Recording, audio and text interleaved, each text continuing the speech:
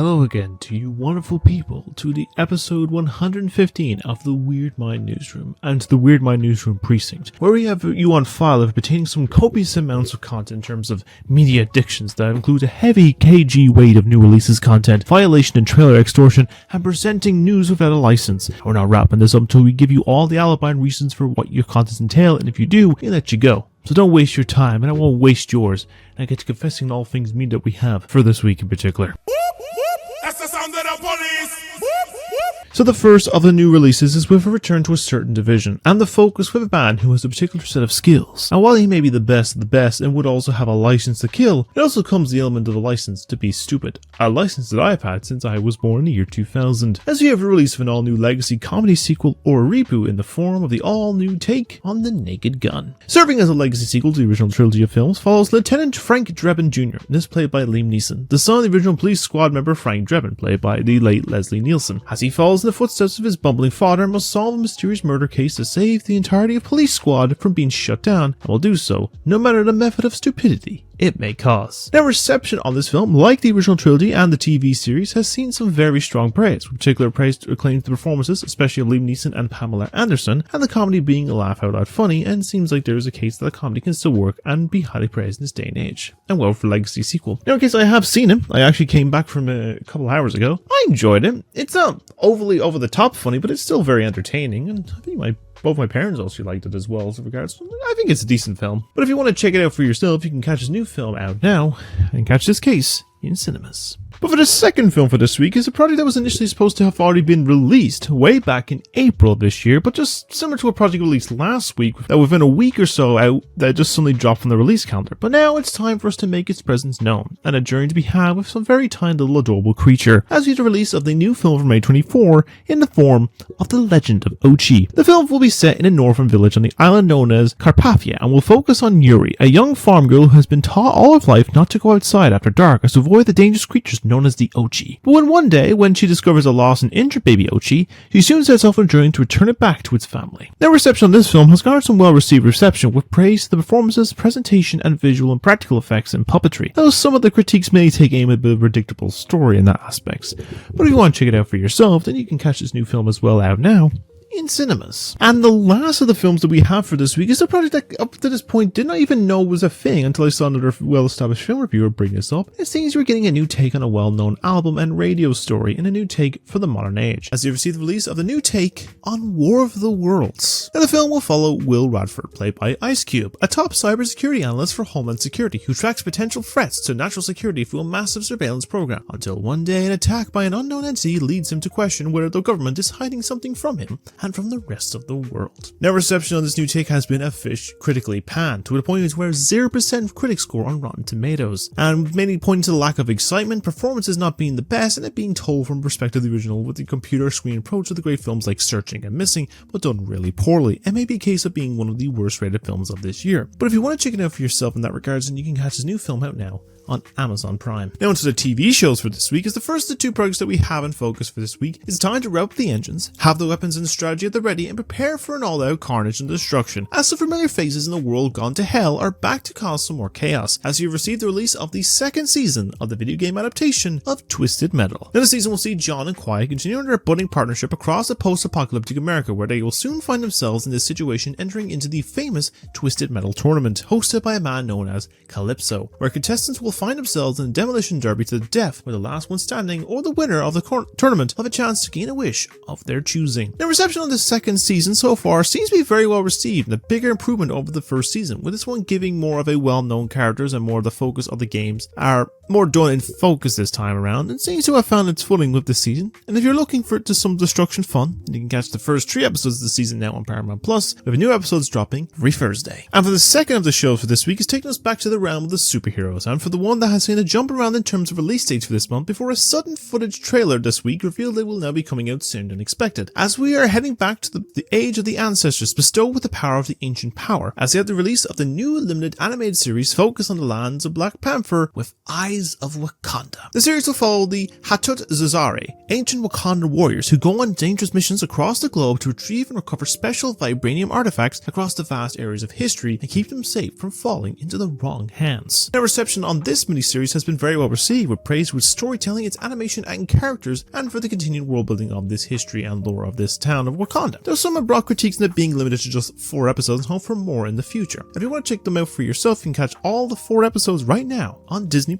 Down the first of the games for this week, we're heading to the lands of the Middle Earth, to a place of homes made in the mountains and a place for people that will have a few one day before become the saviors of the land. But in this case, we're not going to see a massive action sprawling adventure or destroy some jewelry, but rather we're keeping it cozy and simple, enjoying a nice healthy serving of second breakfast, as we have received the all-new game of Tales of the Shire, a Lord of the Rings game. The title will be set in between the Hobbit and Lord of the Rings films, and will have you play and create your own little Hobbit character, as you will create a comfy little life foraging and making a life for yourself in the Shire, as well as crafting tasty meals and building new friendships and relationships in your cozy little village of Bywater. Now, reception of this title has seen a bit of a mixed reception, but also a bit of a critical response from audiences, with issues stemming from the lack of content, no option to make a male character, and performances or sense of scale for a game based in Middle-earth being kind of lacking. Though I feel they're probably misinformed of what this title was supposed to be, and I can see it being a decent little title overall. And if you want something cozy to play, that you can do so now. You can play it on PlayStation 5, Xbox Series X and S, Nintendo Switch, and PC. Now, for the next of the games for this week, you're seeing an all-new grand-scale adventure, but on the small side of things, that you may be minuscule, but this new adventure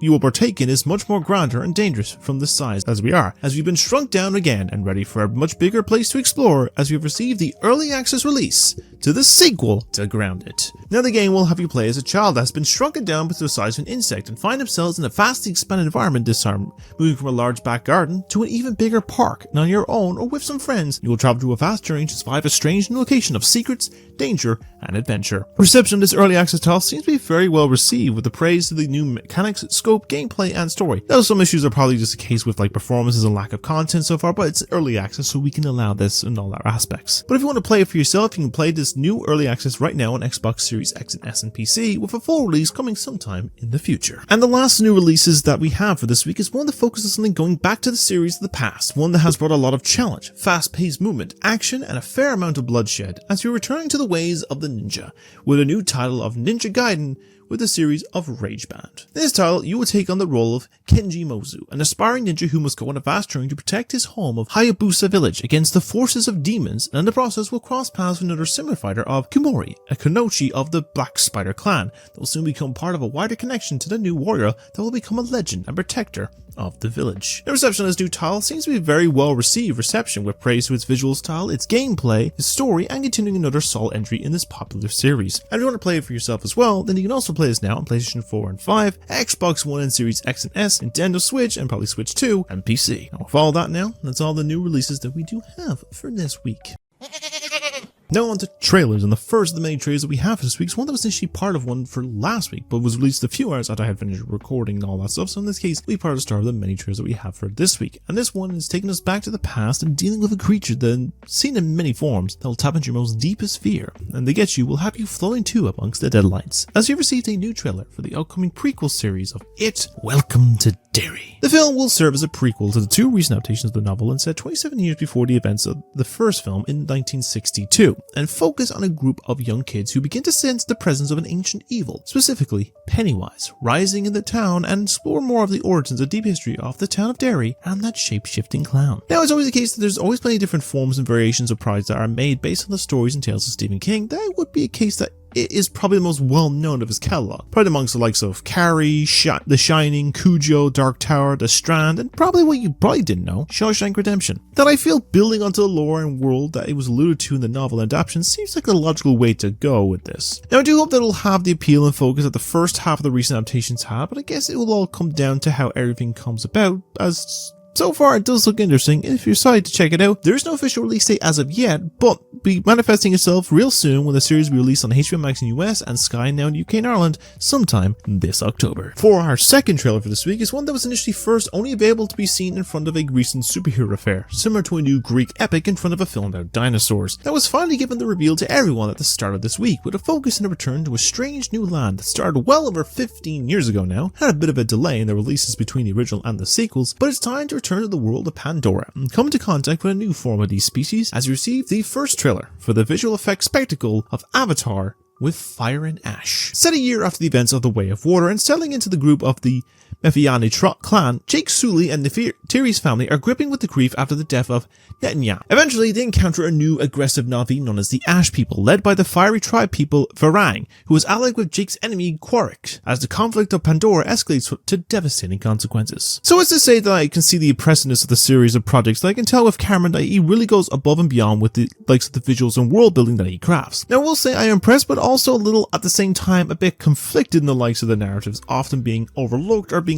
not as overly focused, and kind of just feel a bit pulled down that like it's only really kind of saved most of the time with the visuals, but sometimes they get a bit tedious over time. But maybe it's to do with the like extensive runtime of the last film, and from what I've heard it's the kind of the same length as this one. I think I've heard it's about 3 hours as well, but I will not write off just yet. In all case, I'll give it a chance, and if you're ready to return to this world of Pandora, you can do so when the new film releases in the cinemas from the 19th of December. Now from a world of tall blue alien people to a world that is inhabited by different species of different animals and species types, as we return to a world where predator and prey can live in harmony, and in the case it's time for another case to take center stage, as everyone's favourite Bunny and Fox duo are back once again, as we receive the first full trailer at the upcoming sequel to Zootopia. Now the new film will be set about a week or two after the events of the original, and we'll see Judy Hopps and Nick Wilde find themselves on the twisting trail of a mysterious reptile named Gary, played by Ki Hoi Kwan, who's arrived in Zootopia and turns the mammal metropolis upside down in the process. To crack the case, Judy and Nick will have to go undercover and test the limit of their partnership to solve this mystery across the vast lands of the city and beyond before everything falls into chaos. So it's always an appeal with the likes of that. I feel that if there's anything with this project, I think this is the film series that has the most potential and appeal to me over his singing Ice Queen and talking snowman. I feel there is so much many stories and potential with this concept, and from what I can see from this small glimpse of things, it's really giving some appeal and the concept and focus. The likes of some of the new additions are really getting me interested in this, as I did from the original film too. And I'll say that I'm very excited for this follow-up, and I'm sure it'll be well worth a watch when the new film be released in the cinemas from the 27th of November. Now the next of the trailers, and the last in focus on some animated films, is in the realm of a studio that has been showing themselves or initially having a bit of a rough patch at first with some hits, but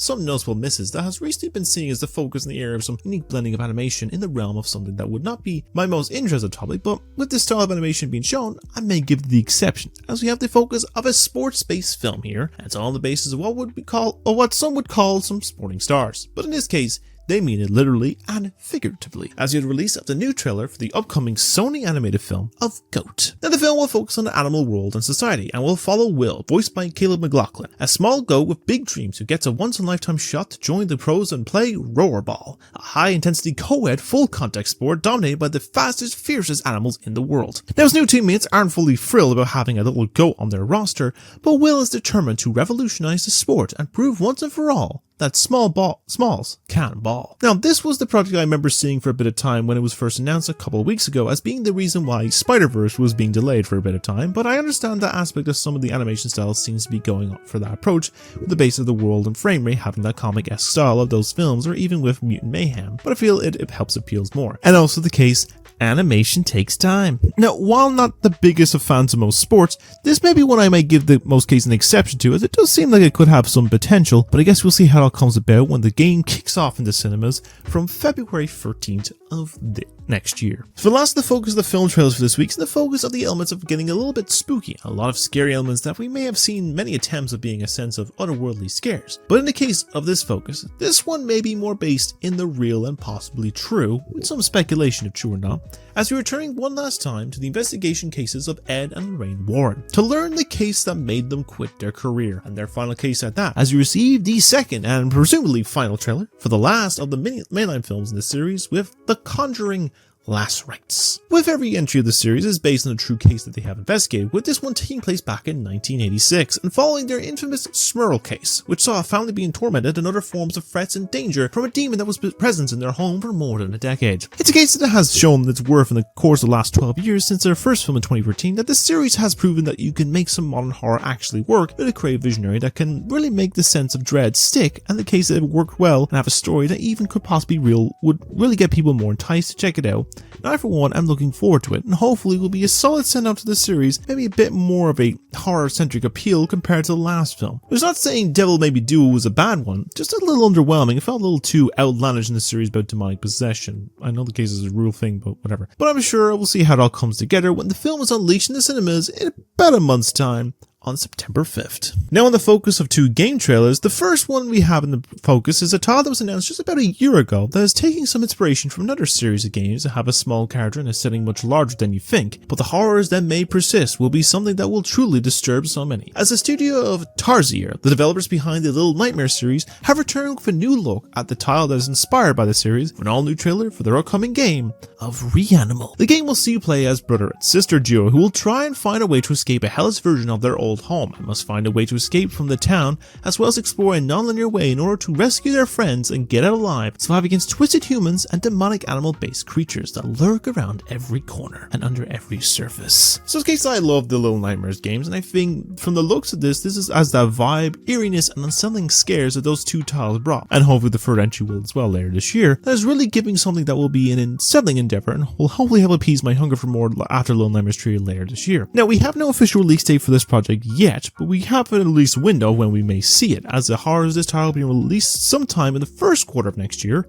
for PS5, Xbox Series X and S, Nintendo Switch 2, and PC. And as for one last trailer that we have in focus for this week, is asking yourself the question, are you ready, kids? Oh! As it seems we're heading back to the depth of the ocean to see a familiar looking sponge. But in this case, it looks like two well-known ocean legends have gone to battle against one another, and only one sponge and a starfish can resolve that conflict. As you have the trailer for the announcement of an all-new undersea adventure with Spongebob SquarePants, Titans of the Tide. Seen as a spiritual sequel to the Cosmic Shake, the game will see the clashing of the ocean's two biggest egos, as King Neptune and the Flying Dutchman have started to clash and fight against one another, causing an unleashing of ghostly mayhem all across Bikini Bottom. It will soon be up to SpongeBob and Patrick to gather all their skills, bravery and, dare I say, wit, in order to resolve the conflict, return life back to Bikini Bottom for what passes as normal in their undersea home. So it could be said the likes of SpongeBob can be a mixed bag of varieties. You have some bangers like Bikini Bottom or the movie game, and then you can have end up with a wave of some half-baked shovelware back in the early 2010s or mid-2010s. But I can see the most recent titles have shown their efforts and focus are in a good place and intentional. Even the likes of the Patrick game from last year was a little lacking and very light in content. But from the looks of this, it could be another hit on their hands, and I'm sure it'll be well worth a playthrough when it does, and you can help solve this conflict when the adventure begins on November 18th for PS5, Series X and S, Nintendo Switch 2, and PC. And with all that now, that's all the trailers that we do have for this week.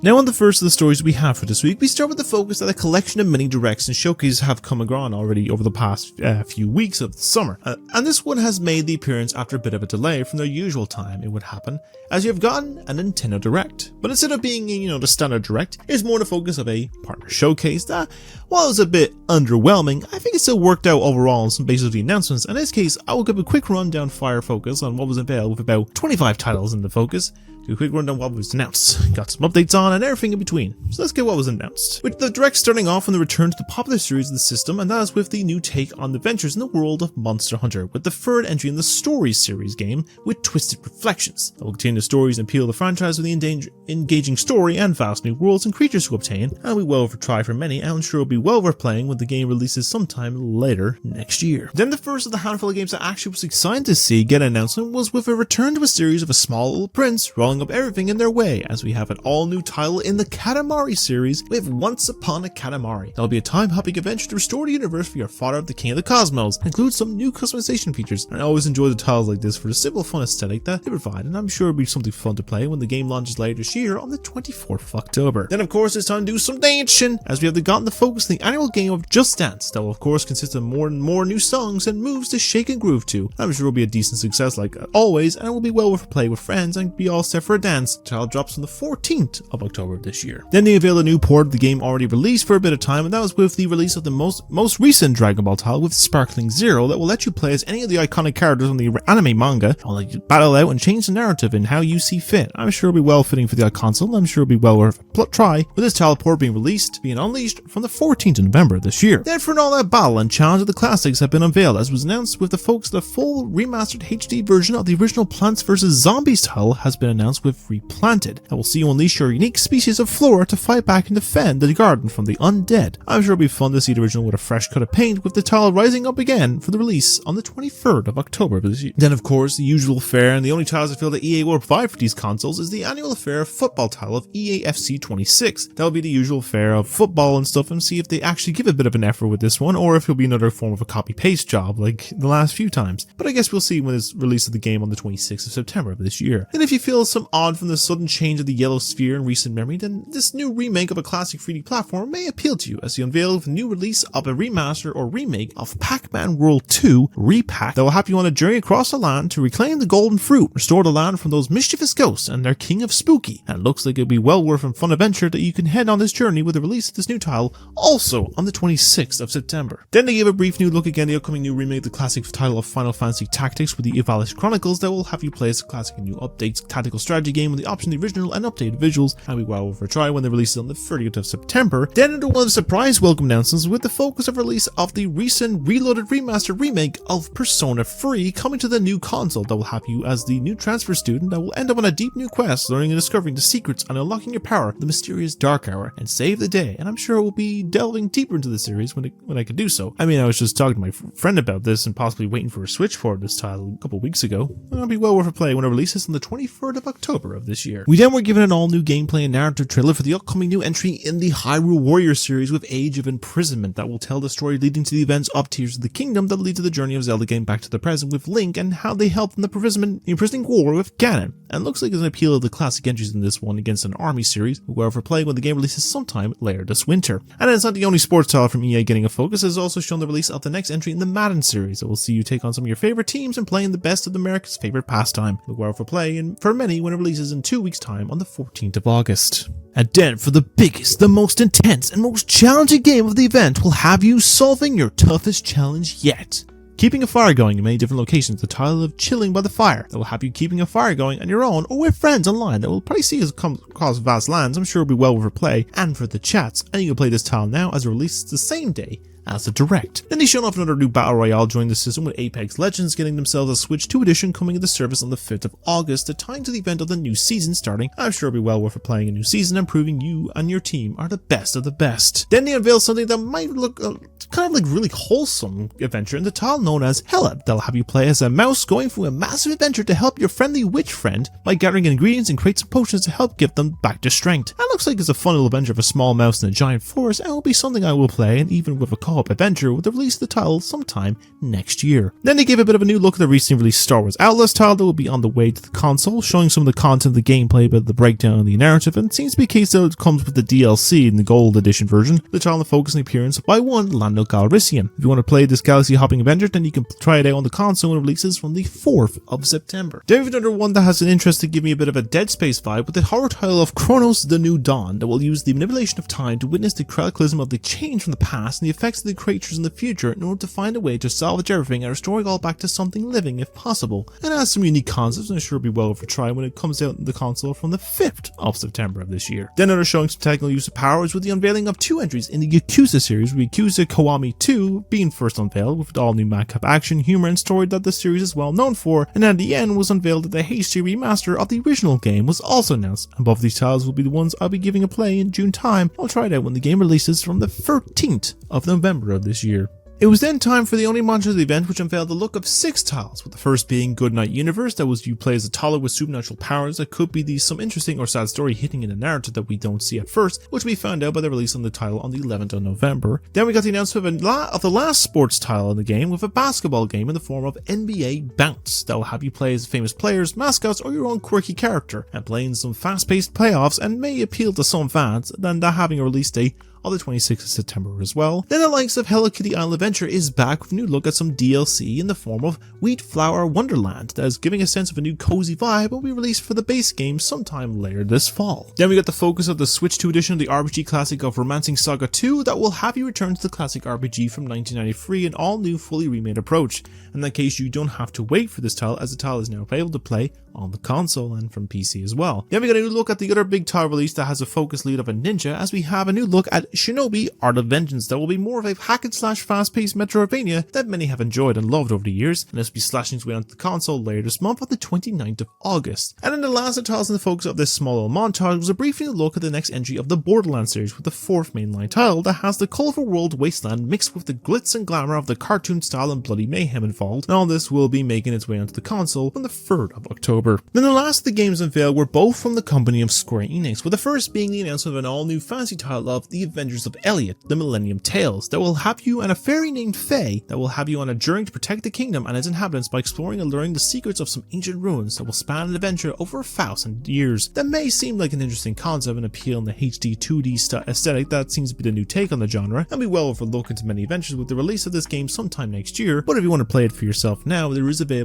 demo available on the console. And then lastly on the titles announced was the release of the all-new entry in the now popular Octopath Traveler series with a prequel of Octopath Traveler 0. That will be a bit of a prequel to the series that will tell some of the origins of some of the tales shown in the first two previous entries, and be well worth a focus and try when the title will now release on the console from the 4th of December of this year. And with that, there was the title that brought the end of the partner showcase that was a little underwhelming, but still a decent watch. I think I was expecting a few other big titles that really shown off the hardware well, like the Switch 2 Direct, do a few titles, and hope for some release dates of looks of the likes of, say, like Hollow Knight Silksong, the new Professor Layton game, which I can't tell if it's either first or third party. The other announcements like the unveiling of like an Assassin's Creed Shadows port, a Death Stranding port, even the rumored Red Dead Redemption 2 port that I've heard about a bit of time. But I'm sure that may save it for like a proper first party Direct as well, which I've heard it's not too far away as well. I've heard kind of another one is apparently on the way, but I have no idea. But I think overall, it was an alright Direct, and I hope for more with the announcements, though some decent announcements was in there as well. But what do you think of this Direct? Was there any in here that you're most excited for, and what games were you hoping to have been announced at the event? Let me know what you think down below in the comments, and we can talk all about them there. Now the next two stories will be a bit more of a shorter outcome, as we will be in focus of discussing the likes of some of the realm of the updates to projects already known on the way that will consist of updates in the realm of casting or new additions to the projects in mind. So let's delve into seeing what was announced from this week. So the first one in this aspect we have in mind to discuss is with the case about the upcoming project sequel that was honestly not expected, but we have some news in relation to the sequel to The Social Network. Now since the announcement a few weeks ago that we were getting a sequel to this, things have been a little quiet on this end, and it's only this week that we have gotten some follow-ups in the realm of some casting news. There's been a discussion of 3 names in the running for roles, and one bit of news that may be a bit of a question if true or not. Now according to some sources, it seems that 3 names currently being eyed for some roles in this follow-up is with the Bear star Jeremy Allen White, Oscar-winning actress Mikey Madison, and Apprentice and Succession star Jeremy Strong, with the 2 male leads reportedly being a possible frontrunner to play the role of Zuckerberg. Now the reason I say this is it's been reported that Jesse Eisenberg is possibly not returning as the role, as that was possibly in some pay negotiations and possibly in lowballed or something, but at the moment it's kind of unclear. Now while I see both of the actors as strong performers, and Madison also being one that will probably fit with like maybe Zuckerberg's wife or something like that, I'm not sure if I can see either really embodying Zuckerberg like Eisenberg did, especially even still to his look kind of looks similar to him now. I would honestly see them as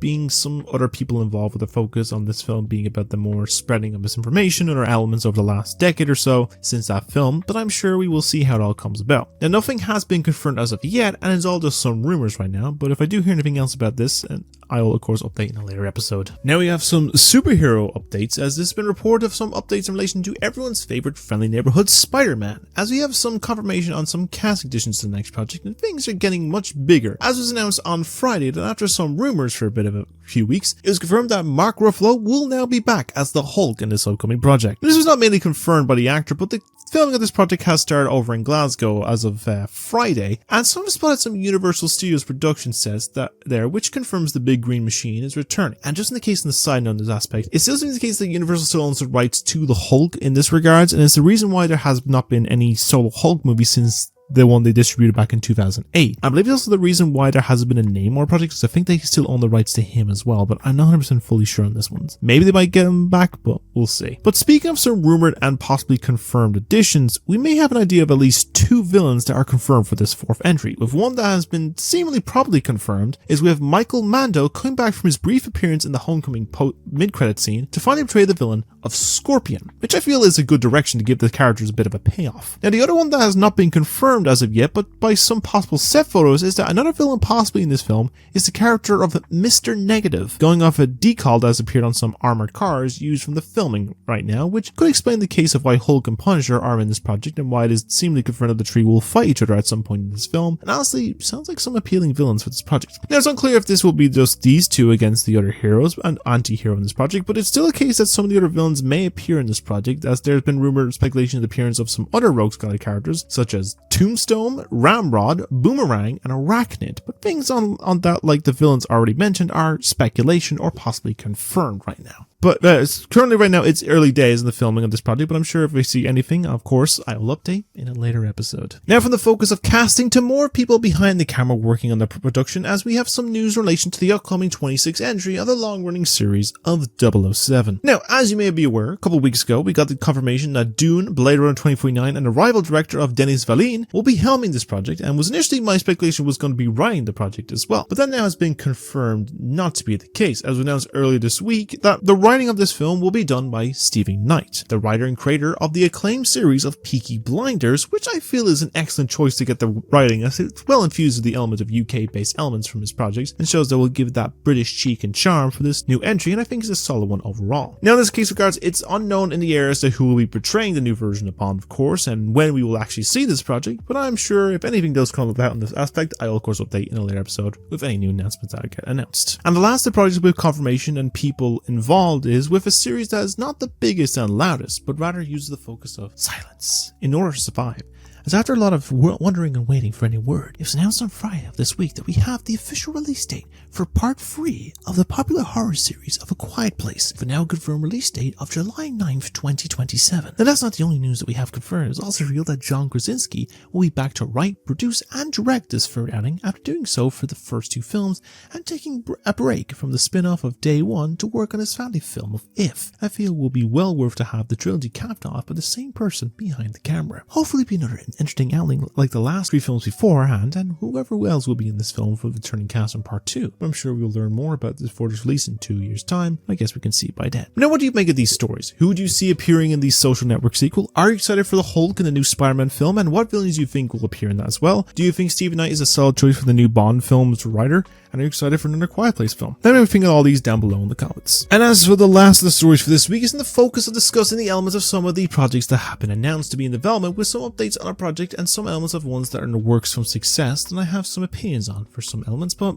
let's delve into what we have in particular focus. So first, I will start with some news that we have on some insight into what to expect on an upcoming confirmed project, and that is with the adaptation of the popular Sony video game series of God of War. As this week we got a bit of an insight into what we may expect from this project. Now, according to the sources what to expect, the series will be skipping the entire Greek saga and jumping straight into the more narrative cinematic series of the recent Norse saga. It will still be a case of having Kratos as the main lead, but his son of Atreus will still play a sort of large role in the narrative. The other elements is that the game's director of Cory Balrog will be directly involved with the series. The first season will consist of 10 episodes, with 2 seasons already confirmed in the works, and the case that the filming are projecting to start at some point in 2026 at the earliest, but not exactly known when at this point next year. Now, I feel a little mixed on the aspect of skipping straight to the Norse saga over the Greek one, as I am sure they could do some great stories and elements with those games' narratives into the TV series, because I feel some elements of the weapons like the Blades of Chaos or some gods like Zeus and all will be confusing to some casual viewers as to why this god is pissed off at this guy without the context, but I'm sure if it does well they can implement the original games later or something like that. Besides, I'm interested to see how this will all come about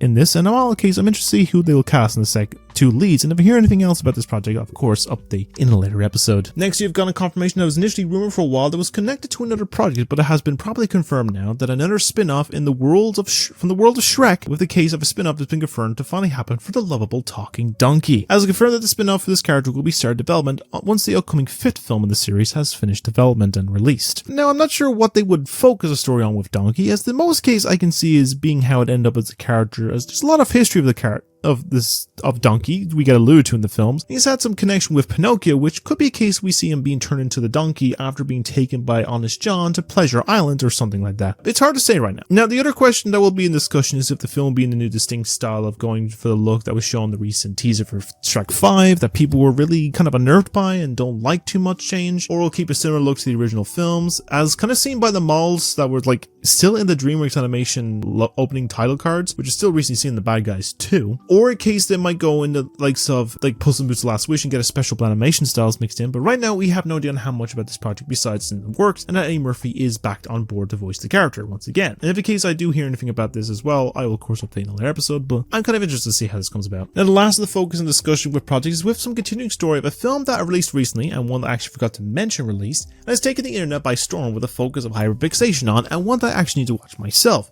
But we are talking on the popular Netflix animation film of Kpop Demon Hunters. Now, the film was a smash success and has been a case that Netflix has seen a success as well, as there's been discussions as of this week that they are looking to make this film into a trilogy, which is possibly confirmed that 2 more films of this focus are on the way, which I think is a really great idea and will be all for more animation in the future. And finally, at least Netflix acknowledging good animation. If only they could do that to revive Inside Job as well. I'm not, just, God, please. However, there is a bit of a caveat to it as well, as there's been a bit of discussion that for some reason they have to screw up the idea of it and consider also making the original into a live action film, which I think is a new record for the announcement of a live action take on an animated project. I mean, even Disney's not that quick to announce something like that. The likes of sequels, I am all for, but in the case of live action form will not work because the animation is the reason why the original works so well, and making a live action will take a lot of the charm and life out of it. And also the case of Netflix's track record for live action animated anime takes has not been the best, with the only exception really right now was their first season of One Piece, but hopefully they will abandon live action and stick to the animated. And at the moment as well, there's no word or confirmation as to when these projects are in the works, but if there's any confirmation about this, I will of course update in a later episode. But what do you think of these project announcements or updates? Do you see the God of War series doing a good move, or go straight to the Norse saga, or do you think they should start with the Greek? Are you excited for a Donkey spin-off, and what will entail and what animation style will it go for?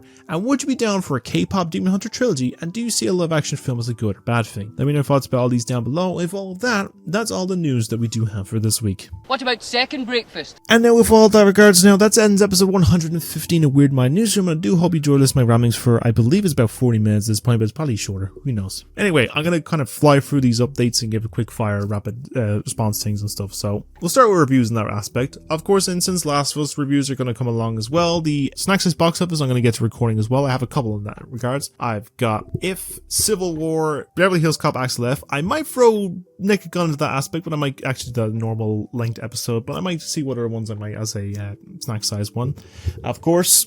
Superman will be getting his own review at some point soon as well in that regards, so they'll be coming along, so look forward to those, and then other long form videos and reviews will be coming eventually as well. Gameplay wise as well in that regards, you might have seen the case since I have uploaded that last DLC. I did a back-to-back in that aspect. There may be a case with the second half, it might be age restricted. I've tried kind of like censoring stuff and aspects of things, like just kind of like blurring out some scenes that might be a bit too graphical, but it's still a case that YouTube has manually made an age restriction thing, but like, you know, it's not in the case where it's like it's not affecting like checks or issues I have to like heavily edit and alter kind of thing, but I try my best, I think. So if you want to check them out, they are on my channel, and you can check them out in the playlist of the entire LS series, and I will get to part 2 eventually at some point. As well as the case, I have another Donkey Kong Bonanza video ready to go, as well as in case I'm going to record some more Star Wars, some more Mario Wonder, some more Cyberpunk, and a few other games I will play on other consoles and stuff like that, so look forward to them. As well as case Ventilate will be coming as well. I am promising to get that game played because someone made that important to me, and I want to make sure that it's played well. I want to give a full series to that. In the case of long form stuff, I will do some Horror Most Bore. I'm going to get back to the AI audience video, audience choice video. I'm going to get to rewatch it and everything like that. But also in case I'm going to have a focus while I'm doing maybe some more Lego time-lapse videos. At the moment, I have 3 in mind that I probably want to do first that I have ready to go. So the first, of course, is the Buxo lamp.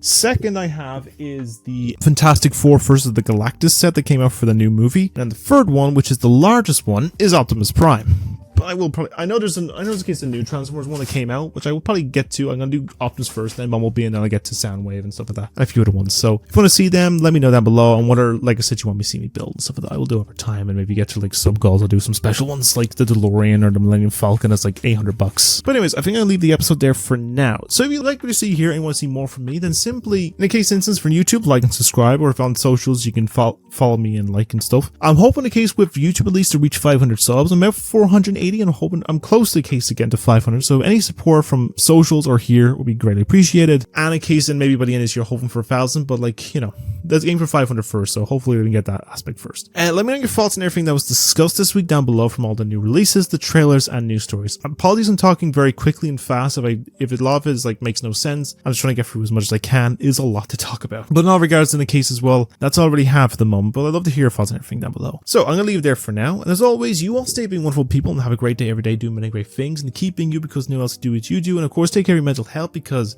mental health is important. I basically fucked mine over, but yeah, make sure to take care of yourself. But anyways, I've been your host, Sam, and I shall see you all in the next episode. So take care, and I'll see you later.